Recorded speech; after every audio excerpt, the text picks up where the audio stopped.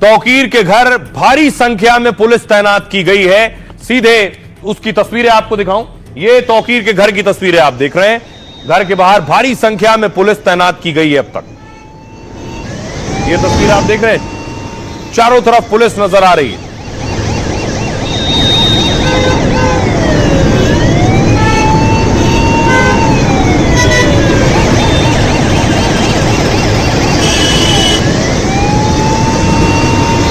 अब देखिए जरा, तौकीर के करीबी तौकीर पर सवाल उठा रहे हैं। क्या कह रहे हैं?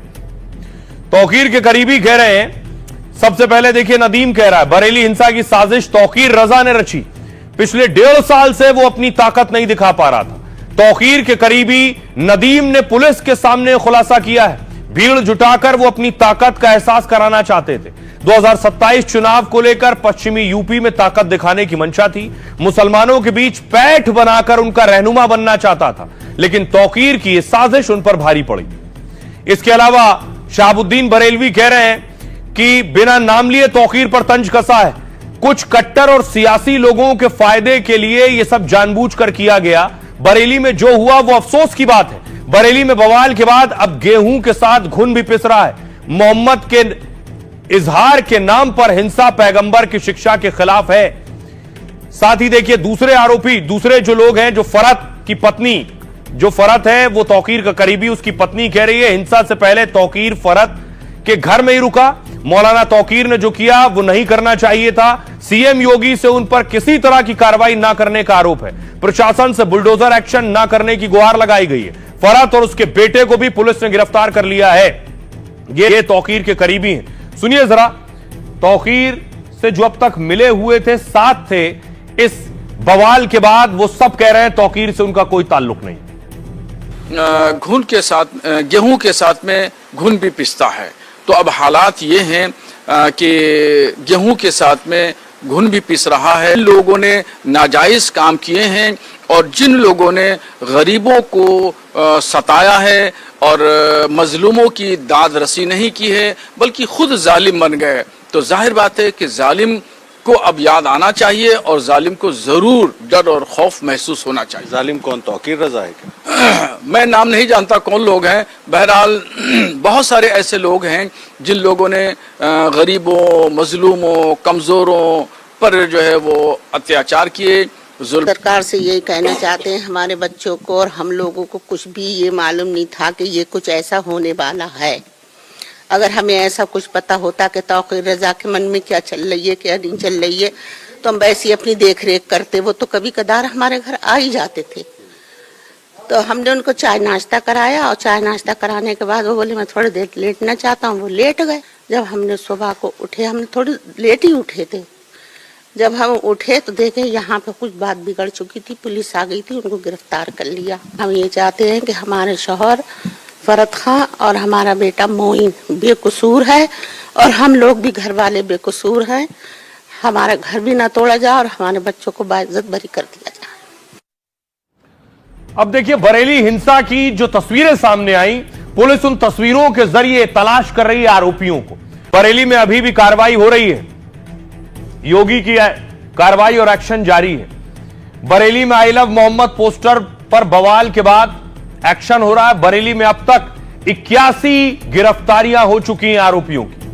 तौकीर के करीबियों के ठिकानों पर बुलडोजर चला है। कुछ आरोपियों को एनकाउंटर के बाद गिरफ्तार किया गया है। असदुद्दीन ओवैसी कह रहे हैं योगी सरकार के एक्शन पर सवाल उठा रहे हैं। ओवैसी ने कहा फतेहपुर दरगाह का मामला उठाया। फतेहपुर दरगाह पर हमले के दौरान आखिर योगी चुप थे, लेकिन बरेली में आई लव मोहम्मद पोस्टर पर तुरंत एक्शन लिया। मोहम्मद से मोहब्बत जताना कोई जुर्म नहीं है। संविधान के अनुच्छेद 25 के तहत धार्मिक स्वतंत्रता का अधिकार है। ओवैसी ने कहा किसी से डरने की जरूरत नहीं है। इमरान मसूद कह रहे हैं कांग्रेस सांसद ने भी योगी सरकार को घेरा। इमरान मसूद को बरेली जाने से पहले घर पर नजरबंद किया गया। हम पर बुलडोजर चलेंगे, मैं कानून को तोड़ने वाला नहीं हूं। इमरान ने बरेली में एक तरफा कार्रवाई का आरोप लगाया। कहा हमारे लिए कानून अलग होगा और दूसरों के लिए अलग होगा। मसूद ने मुसलमानों को निशाना बनाने का भी आरोप लगाया।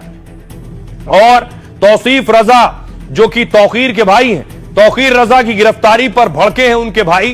तौकीर के भाई तौसीफ ने ठोस कदम उठाने की चेतावनी दी है। अगर मुसलमानों पर जुल्म नहीं रुके तो ठोस कदम उठाएंगे। बरेली के मुसलमानों को बेवजह सामूहिक सजा देने का आरोप लगाया। बेगुनाह मुसलमानों को गिरफ्तार कर थाने में पीटा जा रहा है। मीडिया के सामने चोटिल घायल लोगों की परेड कराई जा रही है। मुस्लिमों के घरों में बुलडोजर खड़े करने का आरोप लगाया। मस्जिदों में दबिश देकर इमामों नमाजियों को प्रताड़ित किया गया है। केस वापस लेने और बुलडोजर एक्शन रोकने की मांग की गई है। आइए आपको सुनवाता हूं, सुनिए जरा सियासतदान और तौकीर रजा के भाई क्या कह रहे हैं। बाबा वो फतेहपुर की दरगाह में गुंडे घुस गए, एक वली की दरगाह में गुंडे घुसकर दरगाह को खबर को लाठियों से मार रहे थे। आपकी मुंह में जबान नहीं हिली। खाली बरेली में क्या हुआ वो याद रहा आपको, फतेहपुर की दरगाह का याद नहीं आया बाबा आपको? उस पे भी कुछ बोल देते, नहीं बोले क्योंकि मारने वाले इनके मित्रों थे। ये नाजुक दौर चल रहा है मुल्क के अंदर, जिस दौर के अंदर हमारे ऊपर सबसे ज्यादा निशाना है। ये चाहते हैं कि इनकी तमाम तर नाकामियां उस नफरत के माहौल में दब जाएं जो नफरत का माहौल ये देश के अंदर पैदा कर रहे हैं। 27 का चुनाव है, चुनाव हारने का डर सता रहा है, इसलिए मुसलमान के ऊपर लाठी डंडा बुलडोजर गोली सब चलाने का काम हो रहा है। पुलिस की जो मनमानी दबिशें हो रही हैं उसको हम चाहते हैं वो रुक जाएं, और ये जो बिल्डोज़र लाके खड़े किए जा रहे हैं, बिल्डोज़र चलाने की तैयारी है, बिल्डोज़र चलाए जा रहे हैं, हम इसको की रोकथाम चाहते हैं बस। और हमारा ये प्रशासन से मुतालबा है और हमारे ये मुतालबात हैं। नहीं मानेंगे तो फिर हम यूपी के उलमा की मीटिंग करेंगे। और आइए आपको बताऊं कि आखिर एक्शन हो रहा है, और एक्शन अभी भी हो रहा है, क्योंकि अभी बहुत से आरोपियों को ढूंढा और तलाशा जा रहा है। 3 एनकाउंटर हुए अब तक, कल से आज तक में 24 घंटे में 3 लोगों पर एक्शन हुआ है।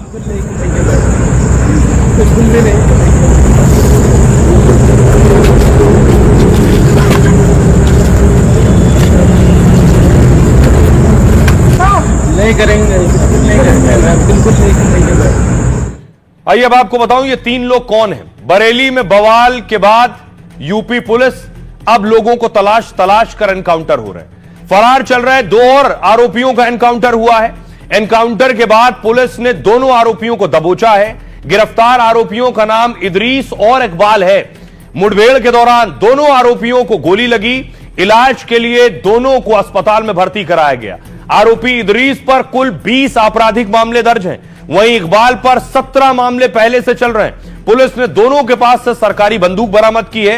हिंसा के दौरान पुलिस की बंदूक छीन कर ये फरार हो गए थे, और एसपी सिटी के गनर की बंदूक छीन कर भागने का आरोप है। मीरगंज में हथियार बेचने की फिराक में था आरोपी। पुलिस ने मौके पर पहुंचकर आरोपियों पर फायरिंग की।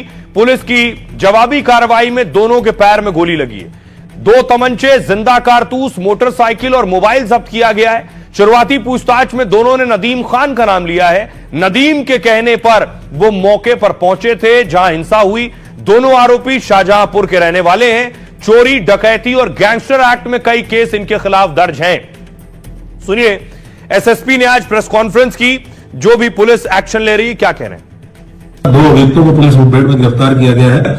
इन दोनों को पुलिस मुठभेड़ के दौरान गोली लगी है, इनको उपचार के लिए भेजा गया है। इन दोनों के पास से एक छीनी हुई सरकारी एंटी राइट गन जो मौके पे मौजूद पुलिस बल था उससे छीनी गई थी, ये बरामद हुई है।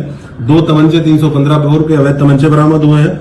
हुक्का और जिंदा कारतूस बरामद हुए हैं। एक मोटरसाइकिल पैशन प्लस और 2 मोबाइल फोन बरामद हुए हैं। इन दोनों से पूछताछ में प्रकाश में आया है कि ये दोनों उस दिन घटना के दिन शामिल थे। अब आइए आपको बरेली लिए चलता हूं। बरेली में देखिए हालात क्या है। ये बरेली की तस्वीर है।